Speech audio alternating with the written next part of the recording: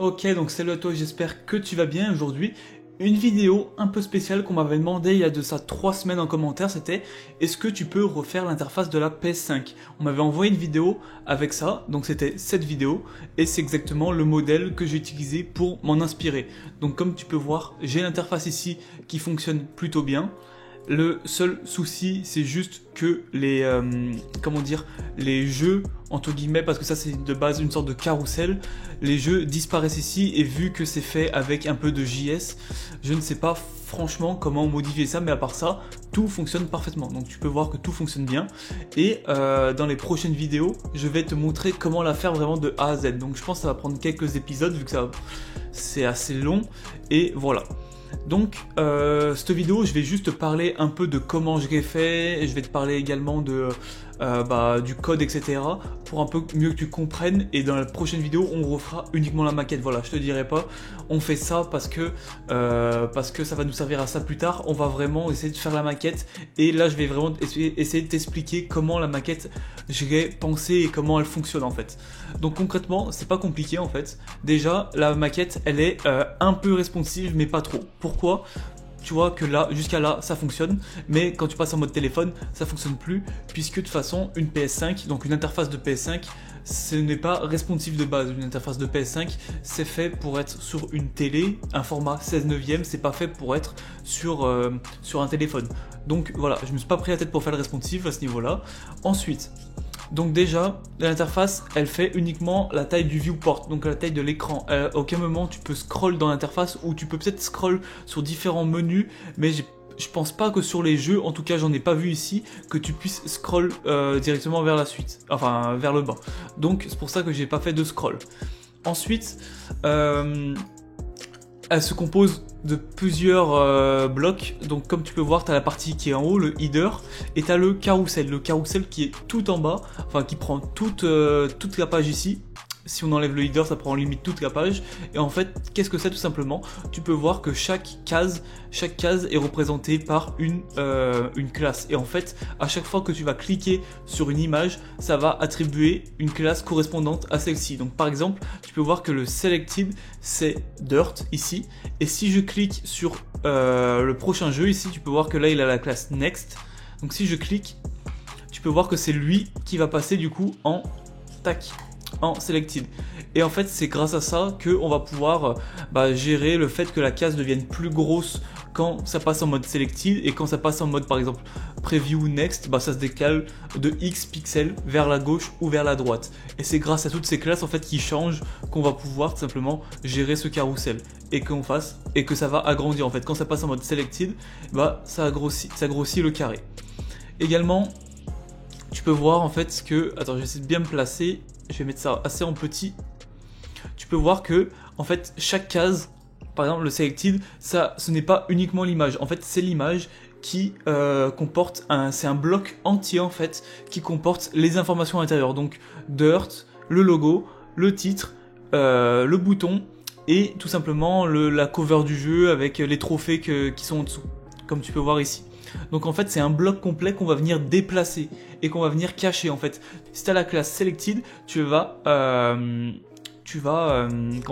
afficher toutes ces informations. Et si tu ne l'as pas, tu vas les masquer. Est-ce qu'on peut y voir ici? Non, on n'y voit pas, c'est pas grave. En fait, concrètement, c'est ça. Je pense que je peux peut-être te montrer ici. Alors,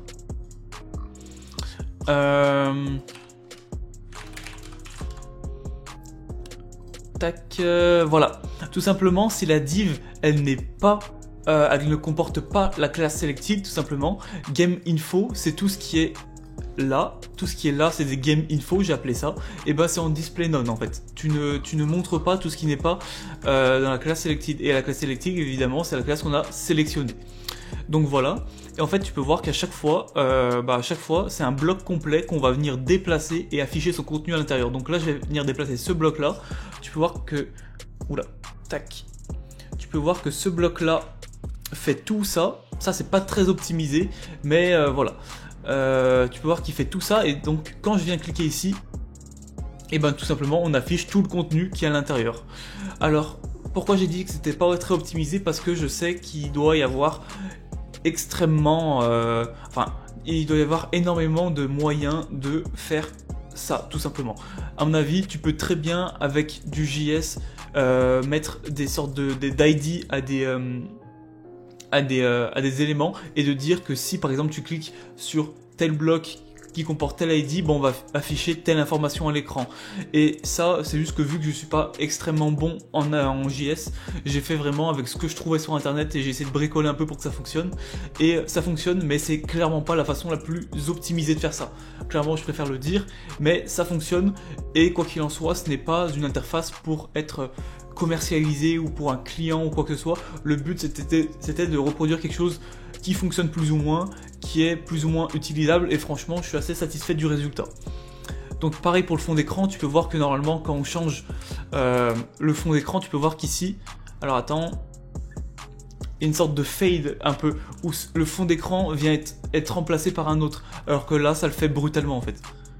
Et pareil, il y a des petites animations sur ça qu'on pourrait rajouter par la suite. Mais voilà, le gros du travail, c'était vraiment faire un carrousel qui ressemble à celui de la PS5.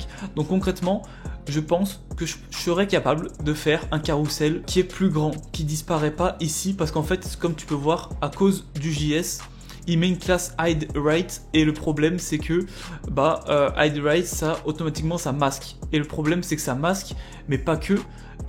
Ça masque, mais les éléments ils se déplacent plus, ce qui fait qu'ils se stackent sur un côté. Parce que si ça masquait juste, j'aurais pu mettre opacity 1 pour que ça soit visible. Le problème c'est que ça se stack sur le côté.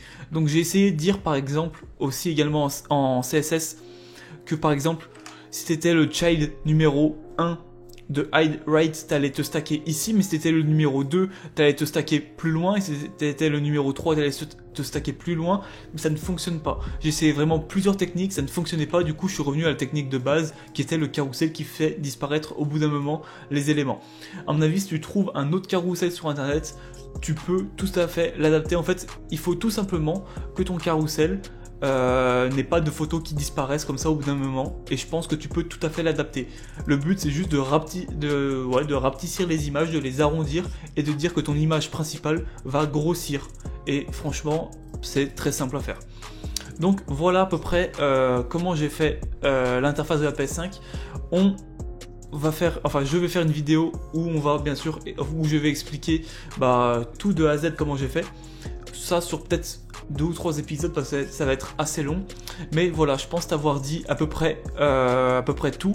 Donc on fera ça bientôt. Je verrai quand je vais tourner ces vidéos parce que ça va être assez long et j'ai pas énormément de temps en ce moment, mais on fera ça quand j'aurai le temps. Si t'as aimé la vidéo, n'hésite pas à liker. Si t'as envie de pas rater la suite pour savoir quand je vais sortir l'interface de la PS5, n'hésite pas à t'abonner, et si jamais tu as une quelconque question, n'hésite pas à me la poser en commentaire. Sur ce, je te dis à plus dans la prochaine vidéo. Ciao.